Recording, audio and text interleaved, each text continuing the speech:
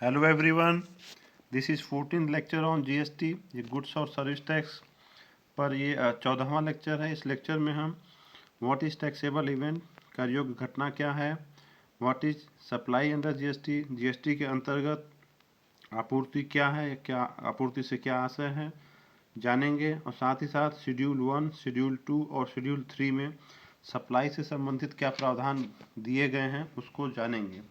Schedule 1, schedule 2 और schedule 3 जो है अनुसूची 1, 2 और 3, ये CGST एक्ट 2017 में दिया गया, उसकी बात हो रही है। Goods central goods and service tax act 2017 में। सबसे पहले हम जानते हैं कि टैक्सेबल इवेंट क्या होता है, यानी कर योग्य घटना। ऐसी कुछ घटनाएं होती हैं, ऐसा कोई पॉइंट होता है, कह सकते हैं कि जिसके घटित होने पे आपकी टैक्स की लायबिलिटी सुनिश्चित हो जाती है। यानी कि happening of certain events creates और attracts the liability of tax, इस जीएसटी की बात हो रही है, तो उसे कर योग्य घटना कहते हैं। इसमें आपके टैक्स का चार्ज फिक्स हो जाता है। जीएसटी के अंतर्गत ये सप्लाई है, यानी कर योग्य घटना सप्लाई को कहा गया है। यानी कि किसी चीज़ की किसी गुड्स का या किसी सर्विस की आपूर्ति होती है, तो वो वहाँ उस पॉइंट पे जहाँ सप्लाई होगा तो उसी पॉइंट पे आपका जीएसटी इम्पोज किया जाएगा, जीएसटी लगेगा, गुड्स एंड सर्विस टैक्स। इसी को लिखा हुआ है, आगे देखते हैं। The taxable event under GST shall be the supply of goods and और सर्विसेज, यानी कि माल की आपूर्ति या सेवाओं की आपूर्ति, या माल और सेवाओं की आपूर्ति, दोनों को एक साथ भी कंबाइन करके अगर आपूर्ति हो रहा है तो उसको भी टैक्सेबल इवेंट मानेंगे। और यहाँ देखिए कंडीशन दी गई है, और services made for consideration in the course और फर्दरेंस ऑफ बिजनेस, यानी कि ये प्रतिफल के बदले दिया गया हो और ये व्यापार के दौरान या फिर व्यापार को आगे बढ़ाने के लिए किया गया हो।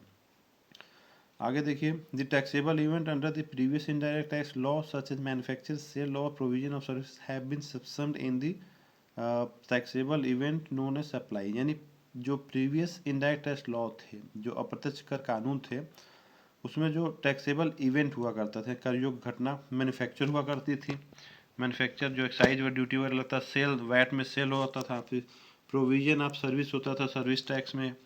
तो इन सबको हटाकर इन सब के लिए सिर्फ एक टैक्सेबल इवेंट हो गया है जीएसटी के अंतर्गत, वो है सप्लाई।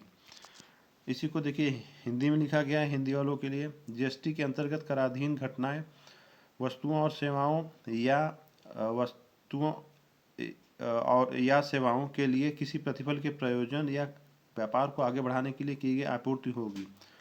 पूर्व में प्रचलित अप्रत्यक्ष कर कानूनों के अंतर्गत कराधीन घटनाएं जैसे विनिर्माण, बिक्री, सेवाओं के प्रावधान को कराधीन घटना, जिसे आपूर्ति कहा जाता है, में सम्मिलित किए गए हैं। सामान्यतः जीएसटी सभी प्रकार की वस्तुओं और सेवाओं की सप्लाई पर लगता है। सरल शब्दों में जो कुछ वस्तुएं बाहर रखी गई हैं जीएसटी के अंतर्गत, जैसे है पेट्रोलियम प्रोडक्ट और अल्कोहल है, तो इनको जो हैं वो सब छोड़ के बाकी जो वस्तुएं डिफाइन की गई वस्तुएं और सेवाएं जो जीएसटी एक्ट के अंतर्गत, जीएसटी एक्ट मतलब सीजीएसटी एक्ट का है, इसी में सबसे डिफिनीशन दी हुई है। सीजीएसटी एक्ट में जो दिया गया है उस पर सप्लाई, उसकी सप्लाई पर जीएसटी लागू होगा, जीएसटी लगेगा। और आगे देखिए, व्हाट इज सप्लाई। अभी तक तो हम टैक्सेबल इवेंट क्या होता है वो जान रहे थे, अब सप्लाई की डिफिनीशन क्या दी गई है वो देखते हैं। Supply includes sale, transfer, exchange, barter, licence, rental, lease और डिस्पोजल, यानी सप्लाई में इन सब चीज़ों को शामिल करेंगे। आप किसी भी नाम से कर रहे हो, सेल कर रहे हो, ट्रांसफ़र कर रहे हो, या अदला बदली कर रहे हो, लाइसेंस दे रहे हो या किराए पे दे रहे हो, लीज पे है, या फिर अपने डिस्पोजल कर रहे हो, किसी एसेट्स को बाहर निकाल रहे हो, अपने व्यापार से हटा रहे हो, इन सब को आपूर्ति में शामिल करेंगे। If a person undertakes either of these transaction during the course और furtherance of business for consideration, it will be covered under the meaning of supply under GST. ये चीज़ मैंने बताया है, फॉर कंसिडरेशन और in the course of furtherance of business अभी बताया था, रिपीटिशन की जरूरत है नहीं यहाँ पे। यानी कि अब देखिए ये हाईलाइट करके मैंने लिखा है supply of goods and services.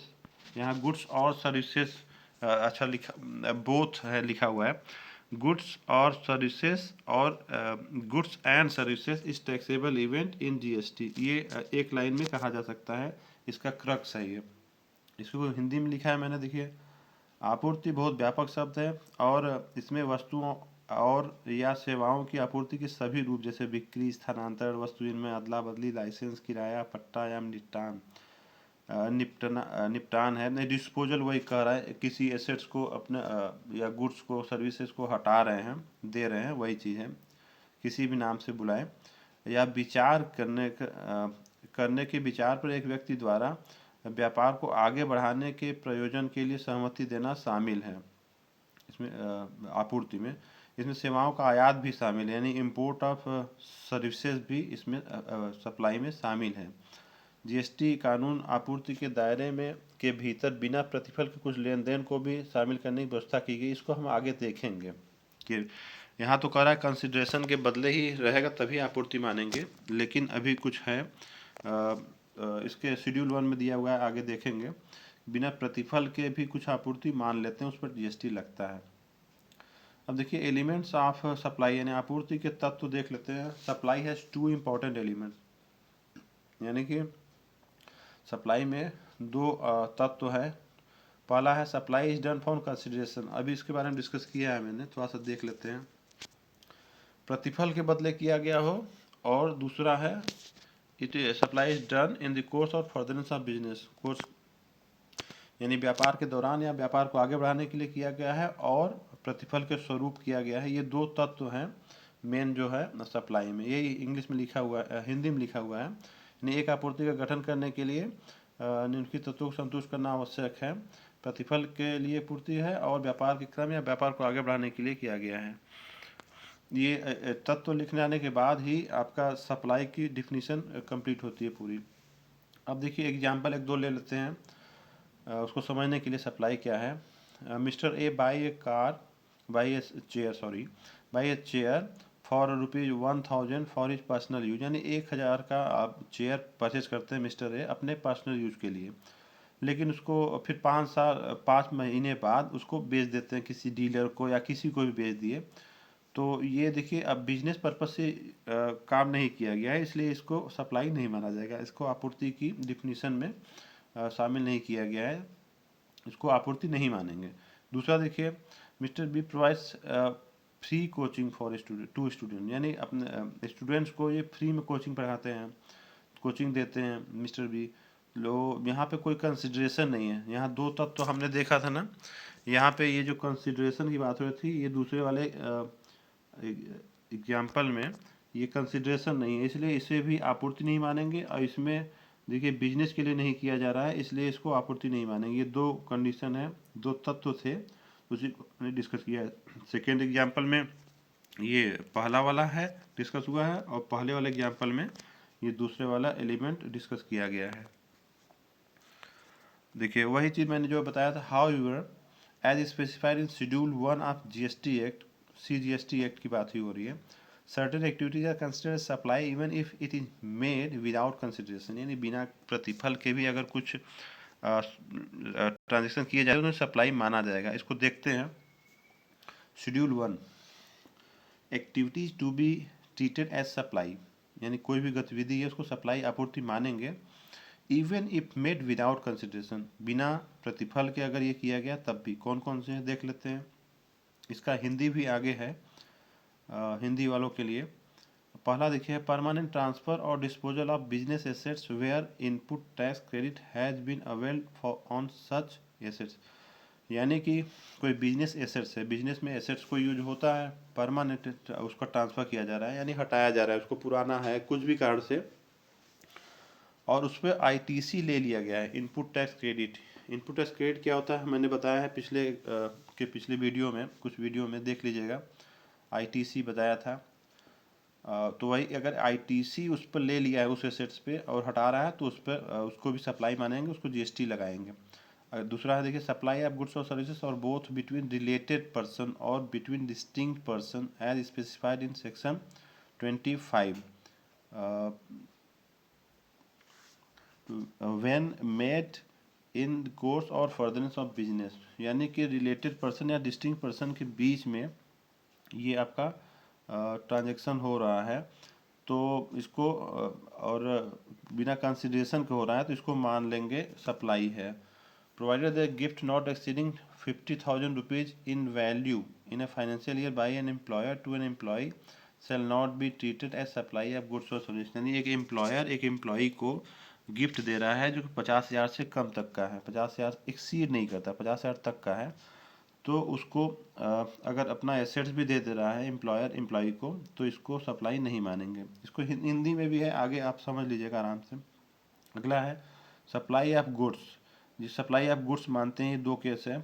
Bye a principal to agent to his agent where the agent undertakes to supply such goods on behalf of the principal, यानी प्रिंसिपल के तरफ से अपने जो मालिक हैं उनके तरफ से एजेंट कोई गुड्स रिसीव करता है तो उसे भी सप्लाई मानेंगे। अगला देखिए, by an agent, by a principal, by पहला था by a principal to his agent where the agent undertakes to supply of such goods on behalf of principal. अब देखिए अगला है by an agent to his principal, यहाँ थोड़ा सा change है, बाकी सब वही है। By an agent to his principal, यहाँ टू हिज एजेंट था, यहाँ by an agent to his principal, यानी एजेंट द्वारा प्रिंसिपल के बिहाफ पे लिया जा रहा है, और ऊपर था एजेंट की तरफ से प्रिंसिपल ले रहा था, यानी कि मालिक एक ऐसे समझ लीजिए कि मालिक द्वारा एजेंट के बिहाफ पे लिया जा रहा है, और एक एजेंट द्वारा मालिक के बिहाफ पे अगर रिसीव किया जा रहा है कोई ट्रांजैक्शन, कोई गुड्स, कोई सर्विसेज, तो उसको सप्लाई गुड्स मानते हैं। सप्लाई ऑफ गुड्स, सॉरी मैंने सर्विस भी वर्ड यूज कर लिया, जो गुड्स रिसीव करेंगे उसको सप्लाई ऑफ गुड्स मानते हैं। चौथा है देखिए, import of services by a person from a related person और any of the other establishment outside India. अब देखिए यहाँ सर्विस की बात हो रही है, अभी यहाँ गुड्स की बात हो रही थी और यहाँ सर्विस की बात हो रही है, यानी इंपोर्ट ऑफ सर्विसेज है, यानी आयात किया जा रहा है सेवाओं का रिलेटेड पर्सन से है, या फिर अपना ही कोई बिजनेस है बाहर है इंडिया के, और वो बिजनेस पर्पस के लिए वहाँ से सेवाएं ली जा रही हैं, तो इससे आपूर्ति माना जाएगा। बिना प्रतिफल के अपने ही बिजनेस से कर रहे हैं तो फिर भी इसको प्रतिफल आपूर्ति माना जाएगा। इसी देखिए कुछ ऐसे भी होते हैं जिनके बदले कुछ भी प्रतिफल नहीं लिया जाता, लेकिन उन्हें सप्लाई माना जाएगा। और जीएसटी के अंतर्गत जीएसटी लगेगा, दायी होंगे, टैक्स लायबिलिटी होगी, ये वही है। पहला है ऐसे बिजनेस एसेट्स का परमानेंट ट्रांसफर या डिस्पोजल करना जिन पर इनपुट टैक्स क्रेडिट लिया जा चुका है, सप्लाई माना जाएगा। दूसरा है देखिए, रिलेटेड पर्सन या डिस्टिंक्ट पर्सन के बीच बिना प्रतिफल के की गई गुड्स और सर्विसेज या सर्विसेज दोनों की सप्लाई जीएसटी के अंतर्गत आती है। यदि स्टॉक ट्रांसफर या ब्रांच ट्रांसफर किया जाता है तो यह ट्रांजैक्शन भी जीएसटी के दायरे में ही दायी होगा, दायरे में ही आएगा। और अगर अलग अलग रजिस्ट्रेशन नंबर लिए हैं तो अगर देखिए एक ब्रांच से दूसरे ब्रांच ट्रांसफ़र कर रहे हैं या हेड ऑफिस से ब्रांच में ट्रांसफ़र कर रहे हैं, तब भी वहाँ जीएसटी लगता है, वही उसी की बात हो रही है। क्योंकि अपने ही ब्रांच में ट्रांसफ़र कर रहे हैं या अपने ही हेड ऑफिस से दूसरे ब्रांच में ट्रांसफ़र कर रहे हैं या एक ब्रांच से दूसरे ब्रांच में ट्रांसफ़र कर रहे हैं, तो वहाँ तो कंसिडरेशन होता नहीं है, उसका प्रतिफल लेते नहीं है पैसा वगैरह, तो लेकिन फिर भी इसको सप्लाई मानते हैं, उसको जीएसटी लगता है। प्रिंसिपल और एजेंट के बीच किए गए ट्रांजेक्शन भी जीएसटी में दायी होंगे। प्रिंसिपल और एजेंट के बीच किए गए ट्रांजेक्शन देखिए वही है हमने जो बताया था, प्रिंसिपल द्वारा यानी मालिक द्वारा कह सकते हैं एजेंट को गुड्स की सप्लाई करना था, एजेंट उन गुड्स को प्रिंसिपल के बिहाफ पर उसको रिसीव करता है, और एजेंट द्वारा प्रिंसिपल को सप्लाई किया गया, मालिक को सप्लाई कर रहे हैं गुड्स, और जहाँ एजेंट गुड्स को प्रिंसिपल के बिहाफ पर प्राप्त करता है। चौथा है, एक व्यक्ति द्वारा किसी संबंधित व्यक्ति से या विदेश में स्थित किसी अपने ही बिजनेस या स्थान से भारत में आयात की गई सेवाएं व्यापार के क्रम में या व्यापार को आगे बढ़ाने के लिए प्रयोजन है तो इसे सप्लाई माना जाएगा, सप्लाई ऑफ सर्विस। अब देखिए शेड्यूल 2 है, शेड्यूल 2 में क्या है, एक्टिविटीज और transaction to be treated as supply of goods और सर्विसेज, गुड्स और सप्लाई ऑफ सर्विसेज, यानी शेड्यूल 2 में दिया गया है कि कुछ चीज़ें हैं कि वहाँ सप्लाई ऑफ गुड्स मानेंगे या सप्लाई ऑफ सर्विस मानेंगे। अब देखिए पहला है transfer, any transfer of title in goods in A supply of goods. यानी कि एनी ट्रांसफ़र ऑफ टाइटल मतलब ओनरशिप कह सकते हैं। यानी कि कोई भी ट्रांसफ़र किया जा रहा है गुड्स का, माल का, और उसमें टाइटल यानी ओनरशिप भी ट्रांसफ़र हो जा रही है, तो उसको सप्लाई ऑफ गुड्स मानते हैं। अब देखिए अगला क्या है, बी, एनी ट्रांसफ़र राइट इन गुड्स, यानी जो आपका माल पे अधिकार है और आप अनडिवाइडेड शेयर, और जिसको अब बांटा नहीं जा सकता, आपके अधिकार को ऐसा अधिकार है, दो तीन पार्ट में बांटा नहीं जा सकता एकदम, तो in goods without the transfer of title thereof, यानी आपने कोई ऐसा एसेट्स है जैसे लैंड हुआ, लैंड को बांटा नहीं गया है, अनडिवाइडेड है, और उसको आपने ट्रांसफ़र कर दिया किसी और को, अपना राइट उसको यूज करने का, लेकिन आपका टाइटल ट्रांसफ़र नहीं हुआ, आपका ओनरशिप ट्रांसफ़र नहीं हुआ है, तो इसको सप्लाई ऑफ सर्विस मानेंगे। जैसे अधि यहाँ पे दे देते हैं काम करने के लिए, तो उस पर सप्लाई ऑफ सर्विस माना जाएगा। नेक्स्ट है देखिए, any transfer of title in goods under an agreement which stipulates that property in goods shall pass at future date upon payment of full consideration and agreed is a supply of goods. यानी वही hire purchase system में जो होता है ना, hire purchase पे purchase करते हैं एसेट्स, तो आपका कई इंस्टॉलमेंट में पेमेंट होता रहता है, लेकिन आपको उनका टाइटल नहीं मिलता, उसका ओनरशिप नहीं मिलती है। तो वही चीज़ उसी की बात हो रही है, तो जब तक फुल कंसिडरेशन आप पेमेंट नहीं करेंगे, फाइनल पेमेंट नहीं कर लेते हैं इंस्टॉलमेंट का, तब तक आपका ट्रांसफ़र नहीं होता, तो इसको सप्लाई ऑफ गुड्स ही मानते हैं, ये सप्लाई ऑफ गुड्स मानते हैं।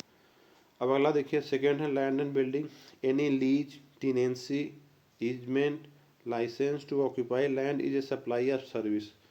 देखिए यहाँ पे सप्लाई ऑफ सर्विस मानी जाएगी। और नेक्स्ट बी है, एनी लीज और letting out of building including a commercial, industrial और रेजिडेंशियल कॉम्प्लेक्स और बिजनेस और कॉमर्स आइदर होली और partly is a supply of service, ये सप्लाई ऑफ सर्विस ही मानी जाएगी। इसको लीज पे दिया जा रहा है लैंड को, या फिर उस किराए पे दिया जा रहा है, उसकी बात हो रही है। टाइटल ट्रांसफ़र नहीं हो रहा है यहाँ पे, यानी ओनरशिप ट्रांसफ़र नहीं हो रही है।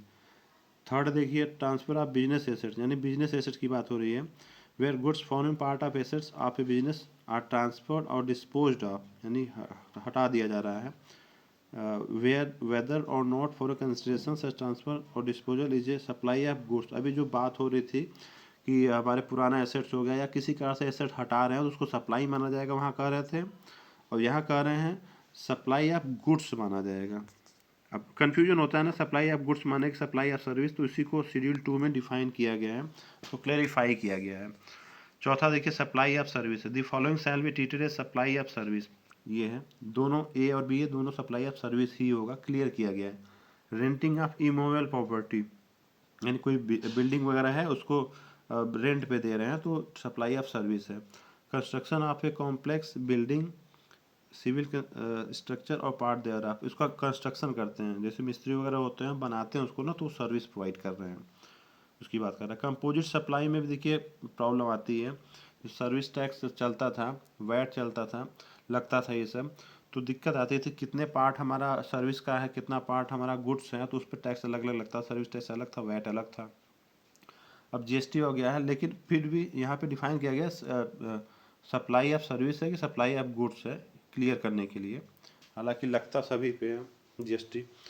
इसमें देखिए, द फॉलोइंग कंपोजिट सप्लाई, यानी संयोजित आपूर्ति जो होती है, शैल be treated supply of service, यानी कि देखिए यहाँ पे एक वर्क कॉन्ट्रैक्ट है define in clause 119 of section 2, यानी सेक्शन 2 के क्लॉज 119 में जो वर्क कॉन्ट्रैक्ट डिफाइन किया गया है, यानी कार्य ठेका कहते हैं इसको, कार्य का ठेका, तो उसमें जो है वो सप्लाई ऑफ सर्विस ही माना जाएगा। बी है, सप्लाई बाय वे ऑफ और as a part of any service और गुड्स बिंग फूड और any other article for human consumption और एनी ड्रिंक, यानी वही कैटरिंग वगैरह जो हमने एग्जाम्पल दिया था पिछले वीडियोज में, वही चीज़ है, कैटरिंग की सुविधा दे रहे हैं तो वहाँ सप्लाई ऑफ सर्विस माना जाएगा। अब यहाँ देखिए दो चीज़ें हटा दी गई हैं, अदर देन एल्कोहलिक लिकर और ह्यूमन कंजम्पशन, क्योंकि ये जीएसटी के बाहर है। The following shall be treated as supply of goods, यहाँ सप्लाई ऑफ सर्विस मान रहे थे, अब है सप्लाई ऑफ गुड्स मानेंगे कंपोजिट सप्लाई के केस में। Supply of goods by an unincorporated association और बॉडी ऑफ पर्सन, यानी वही एसोसिएशन और बीओआई की बात हो रही है, एओपी बीओआई जो आप इनकम टैक्स से पढ़ते हैं, association of person body of individual.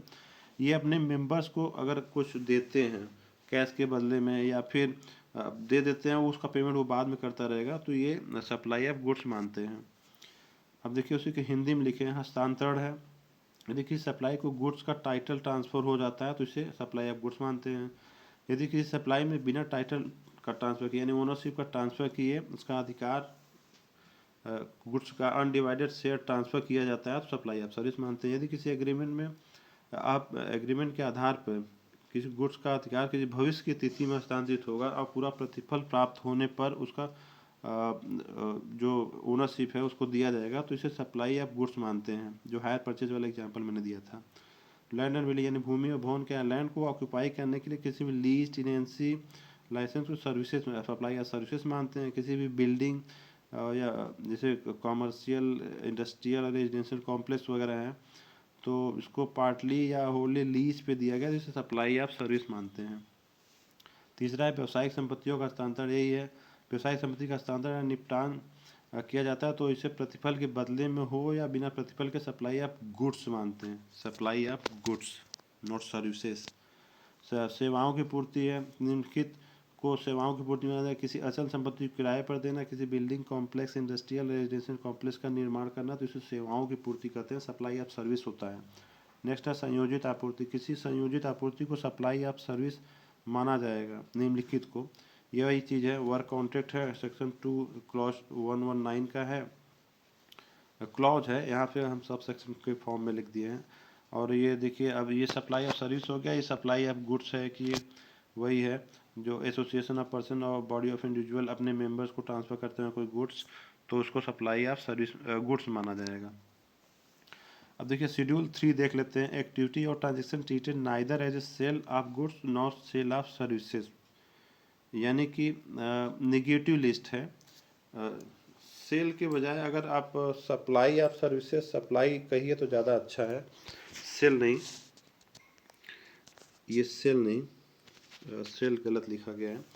यानी कि एक्टिविटी और transaction treated neither as a supply of goods और सप्लाई ऑफ सर्विसेज, यानी कि आपूर्ति नहीं माना जाएगा। इस ये कुछ केसेस दिए गए हैं शेड्यूल 3 में और उस पर जीएसटी नहीं लगेगा। Following are the transaction covered under negative list, इसको नेगेटिव लिस्ट भी बोलते हैं। जैसे क्या क्या है, services provided by an employer to the employer, by an employee to the employee, यानी कोई कहीं आप काम कर रहे हैं, आप सर्विस दे रहे हैं अपने एम्प्लॉयर को, अपने नियोक्ता को, अपने मालिक को, तो वो नेगेटिव लिस्ट में रखा गया, इसको इस पर जीएसटी नहीं लगता है। नेक्स्ट है gift up to ₹50,000 in a value, इसकी बात अभी हमने किया था। गिफ्ट इसको सप्लाई नहीं मान रहे थे, सप्लाई नहीं मानेंगे तो इसको और इस जीएसटी लगेगा नहीं। Gift up to ₹50,000 in value in financial year, यानी एक साल एक वित्तीय वर्ष में 50,000 तक का अगर कोई गिफ्ट दे रहा है कोई एम्प्लॉयर एम्प्लॉय को, यानी नियोक्ता अपने कर्मचारी को दे रहा है 50,000 रुपये तक का कोई गिफ्ट, तो उसे कुछ नहीं माने, सप्लाई नहीं माना जाएगा। सर्विस ऑफ ये फ्यूनरल ब्यूरियल क्रीमेटोरियल और मोटरी इंक्लूडिंग ट्रांसपोर्टेशन ऑफ डिजीज्ड, यानी कि दफनाया जा रहा है, उसका दाह संस्कार हो रहा है, तो ये सब चीज़ें जो सर्विसेज प्रोवाइड कर रहा है, जो डेड बॉडी यहाँ से वहाँ ले जा रहा है, ट्रांसपोर्टेशन ऑफ डिसीज है ना, तो ये सब सर्विसेज को बाहर रखा गया। ये सब चीज़ें नेगेटिव लिस्ट में सिर्फ जीएसटी नहीं लगता, ये सर्विस टैक्स में भी ये सब प्रोविजन था। ये है सर्विसेज बाय ए कोर्ट और ट्रिब्यूनल, यानी कोई कोर्ट है या कोई ट्रिब्यूनल है अपना सेवा दे रहा है तो उसको भी सर्विस सप्लाई नहीं माना जाएगा। ये सब सर्विस के ऐसी सर्विस को सप्लाई के अंतर्गत नहीं माना जाता है।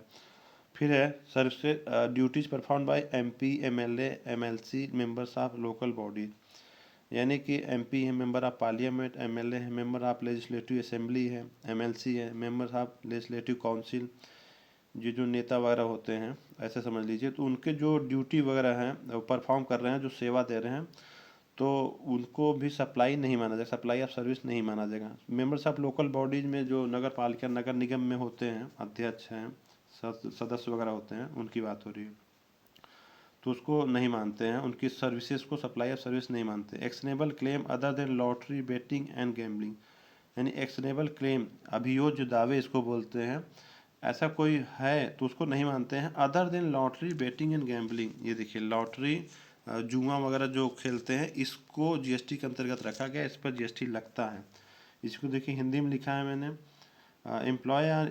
एम्प्लॉय द्वारा एम्प्लॉयमेंट के संबंध में एम्प्लॉयर को सेवा जो देता है एम्प्लॉय, उस पर जीएसटी नहीं लगेगा। लेकिन देखिए एक पॉइंट है यहाँ पे, एम्प्लॉय जो देता है एम्प्लॉयर को, यानी कर्मचारी जो नियोक्ता को देता है सेवा, उस पर तो नहीं लगेगा। लेकिन जो एम्प्लॉयर है एम्प्लॉय को देता है सेवा, उल्टा जो केस बन रहा है, तो वहाँ पे जीएसटी लगता है, ये ध्यान दीजिएगा। फिर यही है, 50,000 रुपये तक का गिफ्ट देता है तो एग्जम्प्ट है, जीएसटी नहीं लगता है। लेकिन अगर उस गिफ्ट पे उनमें इनपुट टैक्स क्रेडिट आईटीसी लिया हुआ है, देखिए हिंदी में थोड़ा सा एक्स्ट्रा पॉइंट मैंने लिखा हुआ है, इनपुट टैक्स क्रेडिट अगर उस गिफ्ट पे लिया है तो आपको उसको रिवर्स करना पड़ेगा, आईटीसी उसकी नहीं मिलेगी। जैसे मान लिया 50,000 रुपये का कोई बाइक है, उस पर ख़रीदा है एम्प्लॉयर और उसको आईटीसी ले लिया है, इनपुट टैक्स क्रेडिट, और उस बाइक को, उस मोटरसाइकिल को वो अपने एम्प्लॉय को गिफ्ट के रूप में दे रहा है, तो वो गिफ्ट नहीं, वो सप्लाई नहीं माना जाएगा। लेकिन बशर्ते यही है कि इनपुट टैक्स क्रेडिट को रिवर्स कर दिया। अगर इनपुट टैक्स क्रेडिट को रिवर्स नहीं करेगा तो सप्लाई मान को उसको जीएसटी लग जाएगा। नेक्स्ट है, कोर्ट या ट्रिब्यूनल द्वारा दी गई सेवाएं जीएसटी के बाहर हैं। संसद, विधानसभा, पंचायत, नगर पालिका, यही है लोकल अथॉरिटी जो मेंबर्स होते हैं, वो जो कार्य करते हैं, सप्लाई ऑफ सर्विस उसको नहीं माना जाएगा। और यही चीज़ है, दाह संस्कार है, दफनाना है, बॉडी, डेड बॉडी को यहाँ से वहाँ ले जाने वाला जो सेवा है उसको नहीं मानते हैं। एक्शनेबल क्लेम है, अभी वो जो दावे मैंने बताया लॉटरी, बैटिंग और गैम्बलिंग के अलावा, तो उसको सप्लाई में नहीं मानते। देखिए एक यहाँ छूटा हुआ है मेरा, देखिए एक होता है duties perform by any person, जो देखिए ऐसा होता है ना, संविधान में कुछ प्रावधान है, उसके अंतर्गत किसी व्यक्ति को किसी पोस्ट पर बैठाया जाता है, तो उसमें जो वो परफॉर्म करता है अपना duties perform by that person, तो उसमें उसको उसकी सप्लाई ऑफ सर्विस नहीं मानेंगे, उसको भी एग्जम्प्ट किया गया है, यानी नेगेटिव लिस्ट में रखा गया है। आई होप आप सबको सब कुछ क्लियर हुआ होगा। Thank you all for being with us till the end of this video.